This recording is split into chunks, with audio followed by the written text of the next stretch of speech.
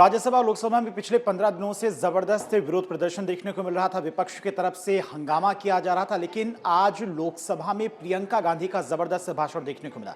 दरअसल आज संविधान के 75 वर्ष पूरे होने पर संविधान पर चर्चा का दिन रखा गया था।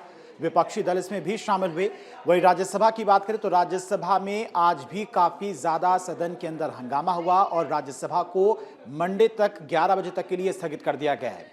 वहीं लोकसभा की बात करें तो लोकसभा में आज प्रियंका गांधी ने जबरदस्त भाषण दिया और जवाहरलाल नेहरू के दौरान, इंदिरा गांधी सरकार के दौरान की जो तमाम सारी योजनाएं थी, जो तमाम सारे काम थे, उन कामों को गिनवाया। साथ ही साथ सरकार पर भी जबरदस्त निशाना साधा है।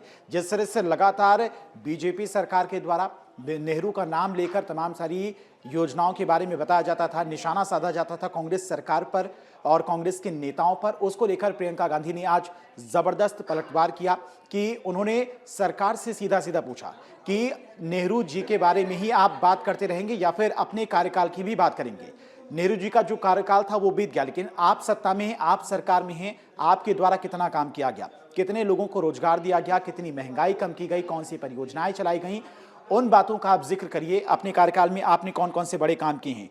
इसके साथ प्रियंका गांधी ने कहा कि इंदिरा गांधी ने बैंकों, खदानों का राष्ट्रीयकरण करवाया था। कांग्रेस सरकारों में शिक्षा, भोजन का अधिकार लोगों को मिला था। साथ ही साथ जनता का भरोसा भी कांग्रेस के साथ था। इसके अलावा उन्होंने कहा कि पहले संसद चलती थी तो देश की आम जनता को उम्मीद होती थी कि इस बार के सत्र में आम जनता के लिए कुछ ना कुछ राहत भरी खबर जरूर होगी, चाहे वो महंगाई की बात करें या फिर अन्य चीजों की बात करें।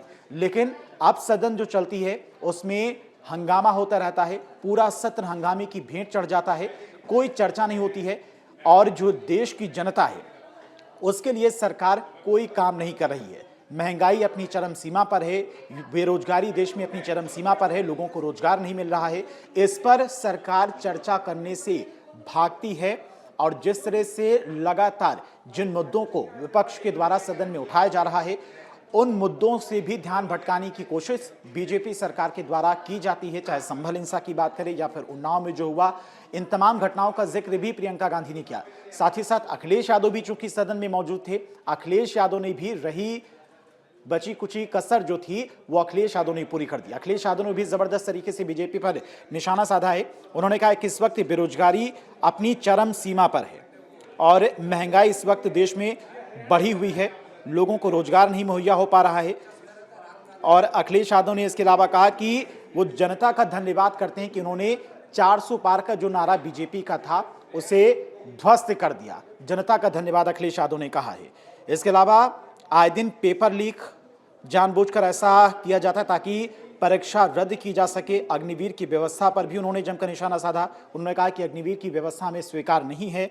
इसके अलावा कहा कि पहले जैसे भर्ती से सीमाएं और सुरक्षित होती थीं, वही तरीका इस अभी भी होना चाहिए। इसको लेकर अखिलेश यादव ने भी जबरदस्त तरीके से निशाना साधा। किसानों को लेकर जिस तरह से पिछले कई दिनों से किसानों का प्रदर्शन देखने को मिल रहा था, किसानों को उचित मुआवजा नहीं मिल रहा था, उनकी फसलों का उचित दाम उन्हें नहीं मिल रहा था, इसको लेकर भी लगातार किसान प्रदर्शन करते रहे। आप लोगों ने भी वो तस्वीर देखी होगी।